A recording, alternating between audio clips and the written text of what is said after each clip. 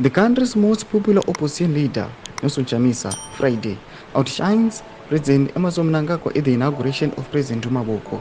Samida mashoko atunoti awa Nelson Chamisa oita zvake zviya zvida vanhu kuBotswana onyaso kuuya outshine the ruling party ZANU-PF onyaso kuita zvake zviya zvingezi kudraw attention yevanhu pastage.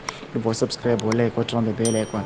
Timita mzimu aya vanodanyora vachiti Botswana TV chose to exclusively interview Chamisa over Mnangagwa at the event, showing his Chamisa relevance in modern day politics. During the interview, Chamisa eloquently spoke of how he would bring change in democracy to Zimbabwe in 2028. Below are the excerpts from Advocate Nelson Chamisa's interview with the BTV on Friday at the inauguration of the new Botswana President Maboko. The question was, how important was it for you to be invited here to the event, Mr. Chamisa?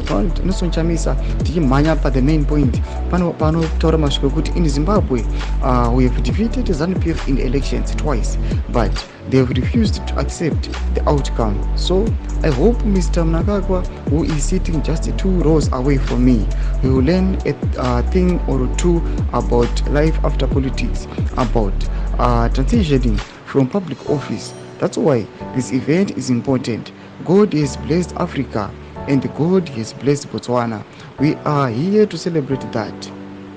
Ndo mashoko anodeliverwa naAdvocate Nelson Chamisa. Tikonoti aiwa akanyasa kutaura mashoko anonyasa kudziva mwoyo, kunyange zvake akanga ari 2 rows aiwa away from mutungamiri wenyika Idi Mnangagwa. Zvatikaona kuti aiwa Advocate Nelson Chamisa 2028 ari kunyasa kuuya ane chimoto, anonyasa kuona kuti haasi kutoleta zvisina basa.